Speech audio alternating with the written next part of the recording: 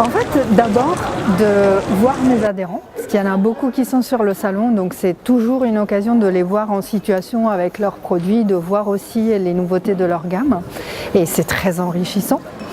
Et puis bien évidemment aussi de discuter avec des professionnels, que ce soit en télé, en audio, sur les sujets chauds, on va dire, de notre profession,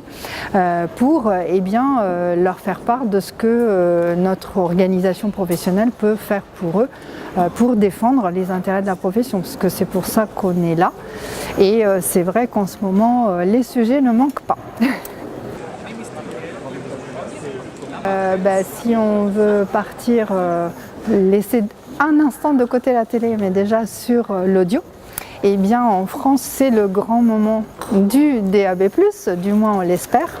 avec le CSA, le Conseil supérieur de l'audiovisuel, qui vient de lancer 2 appels aux candidatures, à la fois au niveau local et régional, mais aussi un appel national, et on l'attend avec grande impatience pour voir si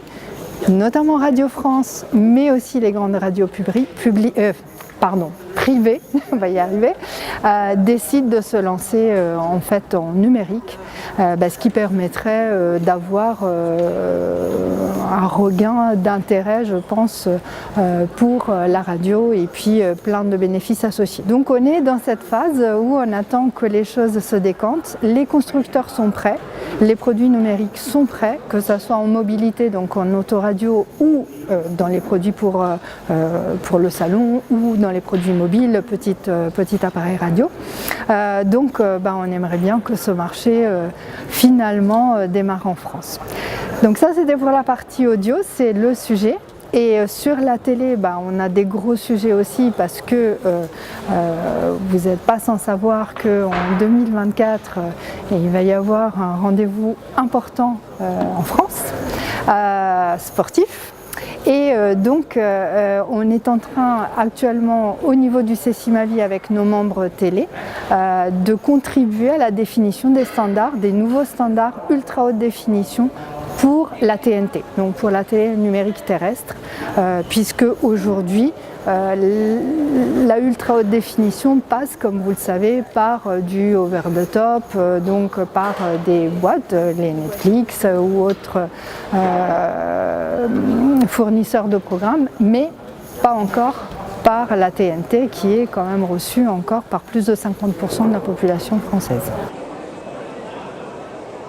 Elles sont toujours positives, parce que c'est vrai qu'en électronique grand public, on est souvent accusé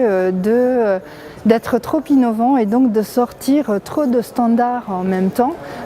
qui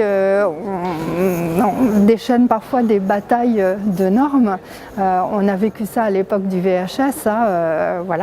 qui a fini par s'imposer, mais il y avait plein d'autres standards qui étaient en compétition. Donc lorsqu'il y a des alliances, ça veut dire que les constructeurs travaillent ensemble sur